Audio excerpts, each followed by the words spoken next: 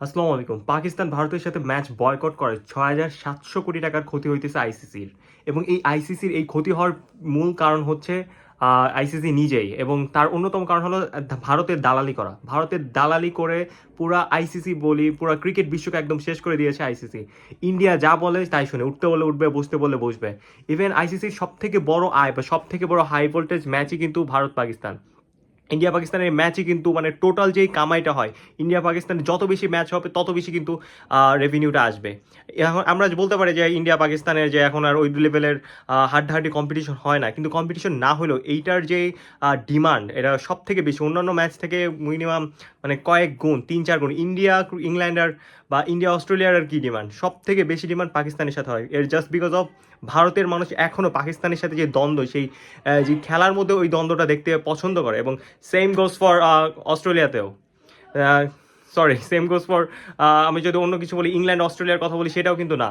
সব থেকে বড় হাই ভোল্টেজ ম্যাচ হচ্ছে ইন্ডিয়া পাকিস্তান। পাকিস্তানকে তারা সব থেকে বেশি নিজেদের প্রতিপক্ষ মনে করে, রাজনীতিক ক্ষেত্রে, বৈশ্বিক ক্ষেত্রে, অর্থনৈতিক যে কোনো দিকের ক্ষেত্রে। ইভেন তাদের মুভিতেও কিন্তু দারুণভাবে ফুটাই তুলেছে পাকিস্তান কীভাবে তাদের ক্ষতি করতেছে, এবং একটা সাজানো একটা নাটক। সবসময় পাকিস্তানকে হেয় প্রতিপন্ন করা তাদের মূল বক্তব্য। ইভেন পাকিস্তানের আর্টিস্টরাও কিন্তু ভারতে কখনো স্টেবল বা সেটেল হইতে পারে না, তারা হইতে দেয় না জাস্ট বিকজ অফ জাত বৈষম্য। এবং এই জিনিসটা ভারতের মধ্যে শুরু থেকে ছিল।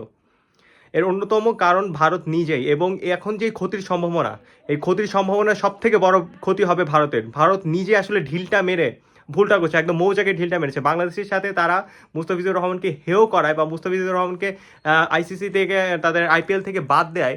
বাংলাদেশ পুরো ওয়ার্ল্ড কাপ কিন্তু বয়কট করেছে, এবং বাংলাদেশ ওয়ার্ল্ড কাপ বয়কট করছে। এখানে কিন্তু বড় একটা ক্ষতি, কারণ বাংলাদেশের প্রায় 20 কোটি জনগণ এখান থেকে একটা রেভিনিউ পায়। তো ওই লসটা এখন ইন্ডিয়া পাকিস্তানের ম্যাচ যদি না হয়, মানুষের আগ্রহ আরও কমে যাবে। মানে এটা কী ধরনের বিশ্বকাপ, মানে ক্রিকেট যেই বিশ্বকাপ, আমরা যদি বলি ফুটবল বিশ্বকাপ খেলার জন্য মানুষ পাগল থাকে, যে কোনো হকি বিশ্বকাপে মানে মানুষজন বা পার্টিসিপেট যে সমস্ত দল থাকে, যে সমস্ত দেশ থাকে, সবাই কিন্তু পাগল থাকে। আর বাংলাদেশ বা এই টাইপের কন্ডিশন কিন্তু পুরোটা উল্টা হইতেছে ক্রিকেটের ক্ষেত্রে। জাস্ট বিকজ অফ ভারতের এই ধরনের নোংরা রাজনীতির জন্য কিন্তু পুরো ক্রিকেটটা নষ্ট হয়ে যাচ্ছে, মানুষের আগ্রহ কমে যাচ্ছে। ইভেন মানুষের আগ্রহ যদি কমে যায়, তারা কিন্তু ওই রেভিনিউটা জেনারেট করতে পারবে না। সো এটা একদম পুরোপুরি লস আসলে আইসিসি। এবং আইসিসি এখন নিজে চাইতেছে এই জিনিসটা সমঝোতা করতে, কিন্তু পাকিস্তান একদম সমঝোতা করতে নারাজ। তাদের একমাত্র মানে এক বাক্যে তারা না, তারা ইন্ডিয়ার সাথে অ্যাটলিস্ট প্রথম রাউন্ডের ম্যাচগুলো তারা খেলবে না।